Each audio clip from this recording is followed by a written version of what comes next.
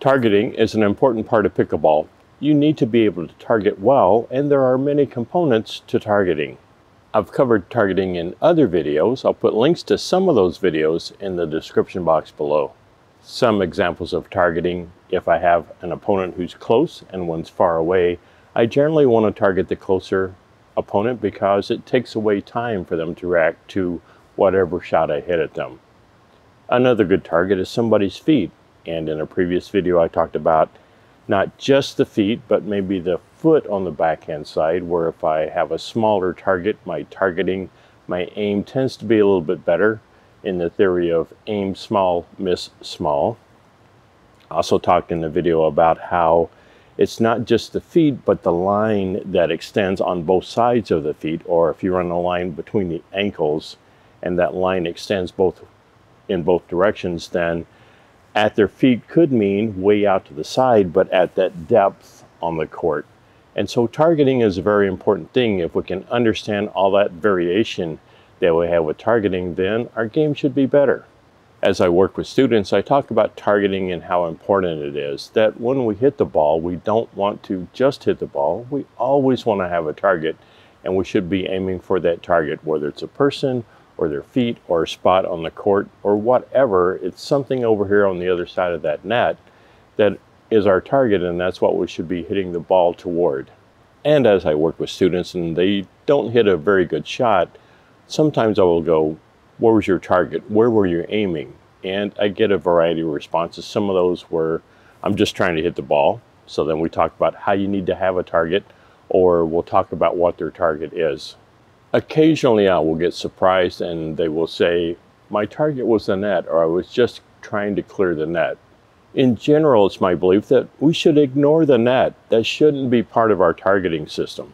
If our shots are going well, if our mechanics are correct, then that ball will clear the net. And I've talked about in other videos how to control the height of the ball to get it up and over the net, and what will happen if the ball goes into the net or if it's too high, and how to control that height over the net. So as we're in a game or as we're drilling and we're targeting, ideally we're not even thinking about the net. We're thinking about a spot on the court, or a spot on our opponent, or a spot between our opponents, and our focus is across that net someplace. It's not on the net itself. I should ideally be ignoring the net, thinking that if I'm hitting my mechanics well, if I'm using my mechanics well, that ball's going to clear the net by the height that I want it to clear.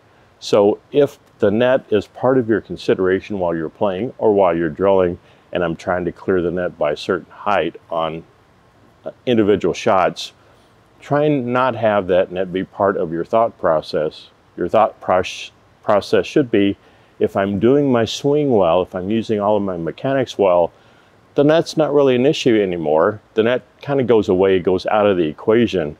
And what I'm really focused on is the spot over there on the court, or the spot over there on the court, or my opponent's knees, or my opponent's feet, or things like that, and not on the net. Now, having said that, I will take the net into account of when I pick a target. For instance, if I'm back off of the line a little bit for whatever reason, and I'm back here and I get a little bit of a higher ball and I want to go at my opponent's feet, but they're up on the kitchen line, then that's not really a reasonable target because now the net is in the way. So I would look at that and go, I need to target their knees or maybe their upper shins to give me more clearance. But once I figure out that that is my target because the net's kind of in the way, then I ignore the net and I'm aiming for their knees or their shins if I have this high ball that I want to hit. Not trying to imply that the net doesn't play a role in all of this, but as far as my target and figuring out where that is, once I figure that out, then all of my focus is on swinging as I need to swing to try and put that ball on that target. And if I do that well, then that shouldn't matter at all. Nick Bollettieri was a famous tennis coach, and one of his best, most well-known students was Andre Agassi. I believe he coached Jim Courier, a couple of other ones. And so one of his quotes was that one of the worst things about tennis was that you could see through the net.